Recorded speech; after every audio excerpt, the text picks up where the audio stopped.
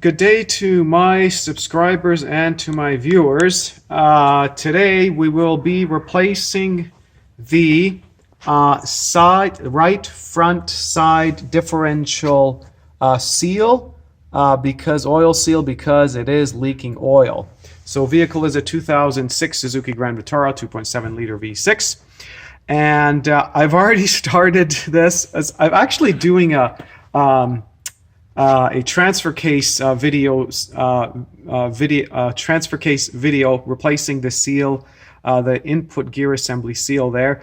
So there's two kind of repairs going on simultaneously here. But this one is the front right side differential seal. So in order to start, I've already did some of the remove some of the components here, but this I think is considered, I'm going to consider this, and of course the other video there, the transfer case seal replacement video, an advanced DIY video, because I think it's more than just doing regular maintenance, so it's a bit involved, and hopefully I didn't get myself buried too deep here over my skill level here, but I will share with you how this repair goes and what I find here. And the tips and tricks here. Okay, so remove the wheels. That's easy. The center axle nut, you might as well do that when you remove the wheel. Get somebody to step on the brake pedal and remove the nut. That's a 32 millimeter. Okay, so you remove the 5 lug nuts. You remove the caliper. The caliper guide pin bolts are 14 mil head. The caliper bracket bolts are 17 mil, so 2 of those. Hang that out. Okay, make sure you don't stress that. I just hang that on the strut tower there. This is the ABS sensor wire there. I removed that. That's a 10 millimeter bolt head, and again a 10 millimeter bolt head here. I removed those. Put penetrating oil on that, and I'm not too sure, but I'm gonna try to do it this way, and I'll come back to you here. I removed I already loosened that. That's a 17 millimeter head. That's the outer tie rod, and I just hit it with the hammer here, making sure that you don't damage the boot there, so be careful there. Hit that a few times, let the penetrating fluid sit for a while there, and then loosen that. I used impact for all this, so sorry. I don't know how else you wanted to use it. It maybe if you just apply heat with the torch, but then you got to be careful not to damage the boot there. And then remove it with some hand tools, or try removing with a hand tool, but I used an impact. Use whatever you have, and whatever resources you have there. If you have electric or pneumatic impact, yes, definitely. Okay, so I'll remove that, and then I loosen these. These are the strut, lower strut mounting bolts to the knuckle there. Those are 19 millimeter. So the idea is to, and then I just tap this a little bit in here just to make sure that, see, it's moving, it's not seized. So to remove this, and then to remove these 2 bolts, and then this will tilt this way, and then hopefully that will be enough to get this out, and then I can remove the support this shaft here straight. You don't want to let it hanging down when you remove it. And there is the prize right there. Okay. Now Suzuki, again, in their infinite wisdom, you have to remove that that mounting bracket there, or plate there. There's another bolt on the other side here in order to remove the seal, and that you have to lift the differential up for that. So let me first remove the axle, the drive axle here. Okay. And I'm going to try to get in with the pry bar. I already tried it here, going from the underneath, and you come up through here, and then just slightly pry that out. So we're gonna see how well that works there. Now, of course, sorry, I forgot to mention, you have to remove the stabilizer link. Those were an absolute nightmare. This vehicle only has like not even 25, just short of 25,000 kilometers on it for a 2006. And let me tell you, I had to cut this one off. That one I was able to heat but that one I had to cut off. So this is what I recommend here. Let me just take you to the bench here, because this is a trick here. So here's the stabilizer link right here, okay? And just pretend there's the bolt, okay? So this sits in the stabilizer bar, okay? And here's the end of the bolt. Now, this goes like that, okay? If you can, let's show you like that, okay? So what you do is, of course, you get behind here, take a hacksaw or take a cutoff tool, and you can saw that off, okay? So or cut that off, okay? Or sawzall, whatever fits in there for you, and you cut it off. However, the bolt was seized in, so now this is removed, but now you have this in the stabilizer bar, okay? So right here, picture this. Either up or either at the stabilizer bar or up top of the strut tower here, okay? So mine was over here. So just pretend that's there. So this is in there, and this of course is seized, okay? So how do you remove this nut? Well, you take your grinder, and this is what I did. You take your grinder and you just make some cuts in. Just cut down all the way to the stabilizer bar. Make sure not to nick it. I nicked mine a little bit, okay? And then this is what you'll end up with. Well, let me just take this nut off here. Of course, this is now, sorry, this doesn't look really pro at all here. Let me just remove that nut, and of course it falls on the ground. Okay, so this is what you'll end up with. This is the flange of the nut, okay, and right here. So what I did is I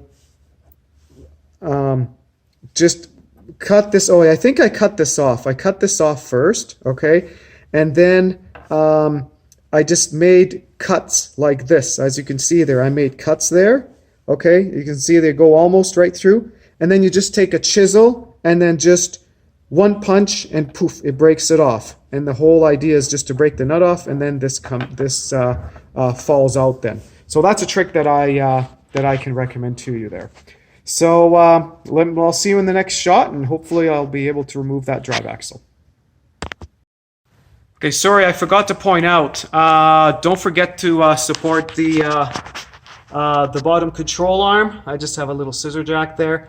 And of course, lift that up so you take weight off the stabilizer bar in order to remove the bolts there. Okay, that's just a note that I wanted to make. Okay, so here's the pick.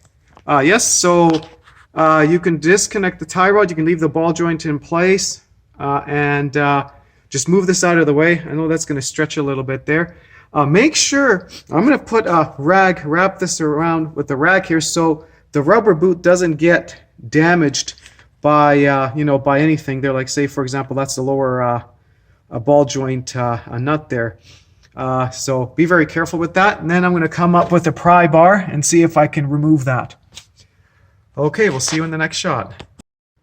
Okay, and of course, see how the drive shaft is being held there.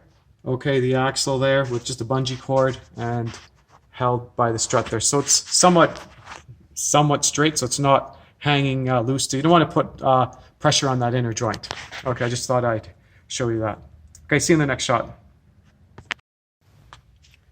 Okay, so here is that right front drive axle is actually out now. So it was really easy to take out. So you just come in with a pry bar. I think I just came in like this, and then just turn the CV, inner CV joint so the one of the edges are there. And it was just a very light pull, and poof, it was out.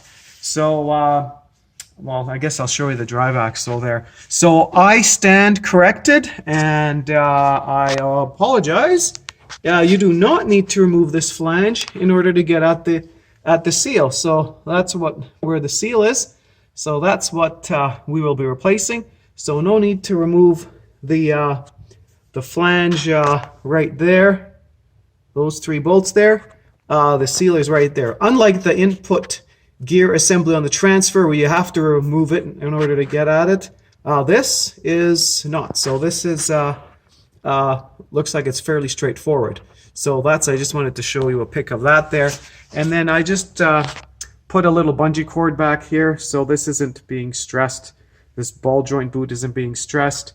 Of course, take care that the tie rod boot isn't stressed there. I'm going to clean up these threads there and the thread with the thread chaser there. I put some little white shop towel, or sorry, a little white paper towel in there, not to get anything in there, any grease in there.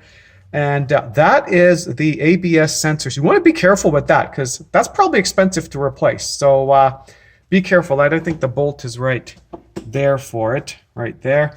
So yeah, that probably want to be careful with that there.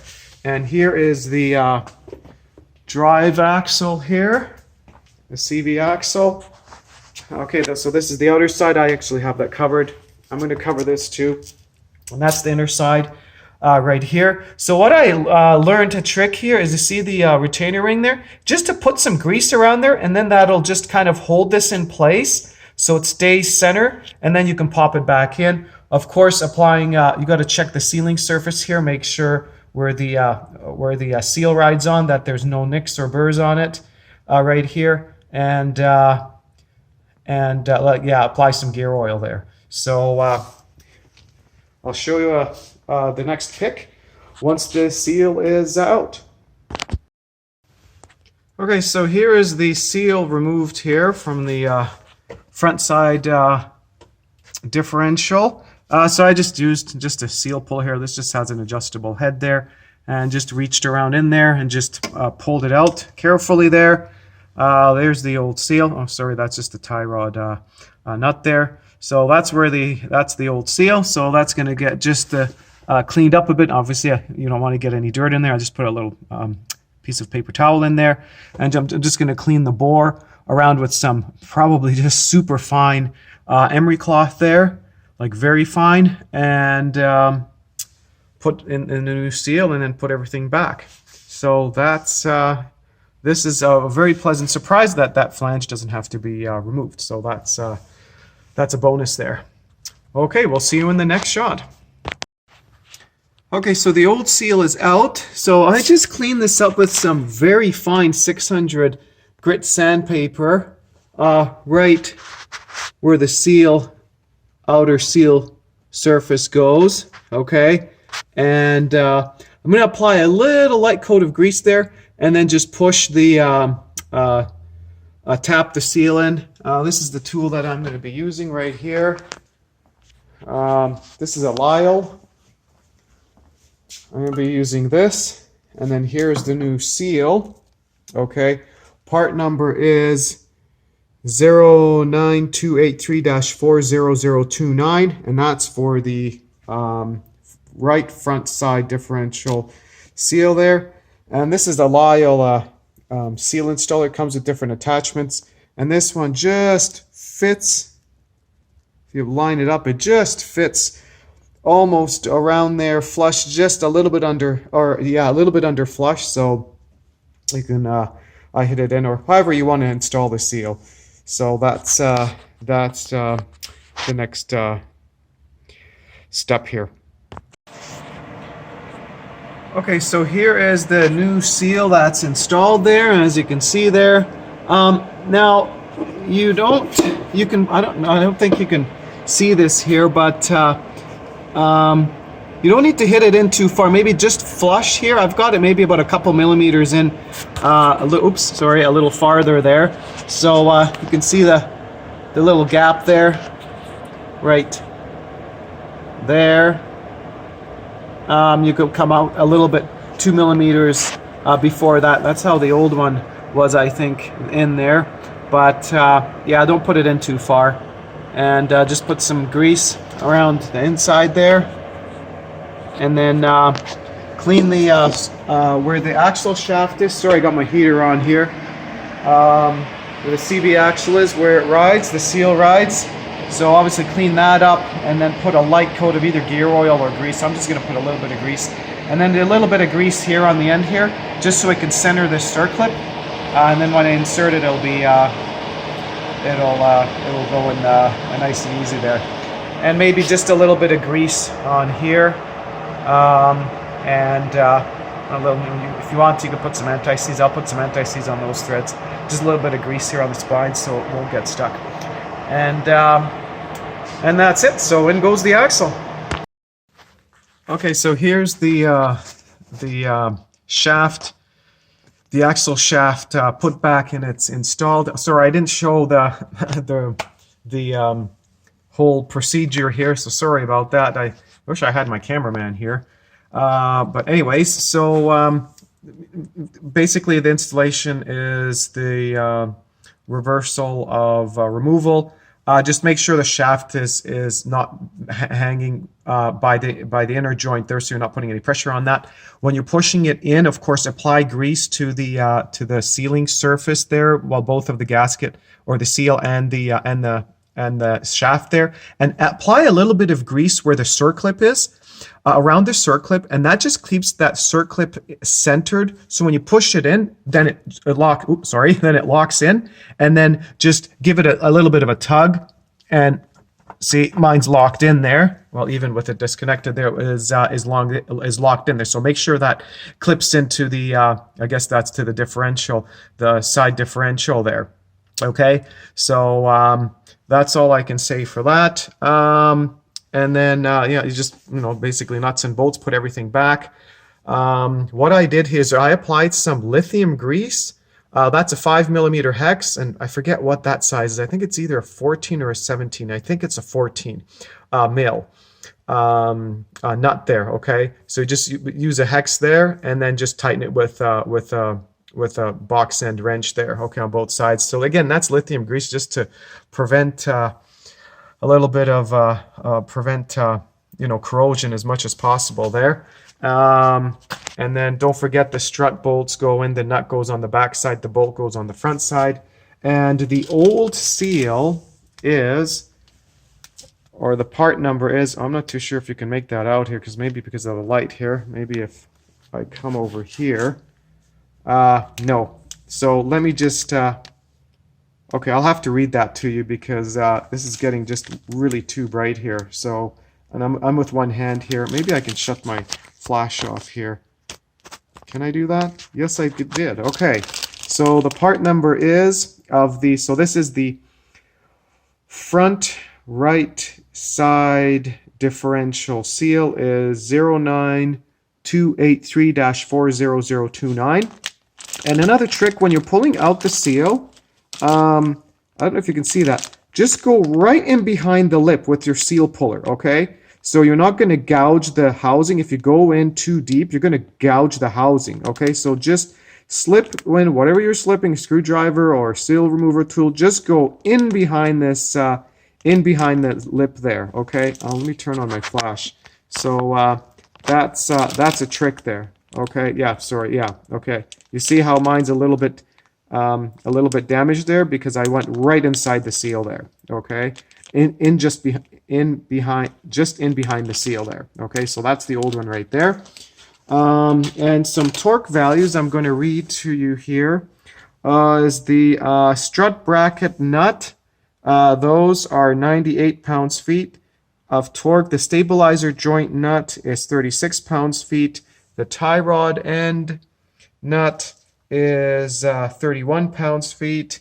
Well, I don't know, the brake bleeder is 5 pounds-feet. The caliper bracket bolts, okay, top and bottom, are 61.5 pounds-feet. And the upper and lower caliper guide pin bolts are 26 pounds-feet. And the front drive shaft nut right there is 145 pounds-feet. And don't forget, after you double check it, don't forget to stake it in. Just hit a little flat punch there and just stake it in. I reused my old one, but yeah, I think they say use a new one there, so use your judgment on that. Wheel lug nuts are 73.5 according to the manual there. I do mine to 80 pounds-feet. So I think so. Okay, so I think that's all the torque settings there. And well, I hope this video was helpful to you, and I appreciate you watching, and have yourself a wonderful day.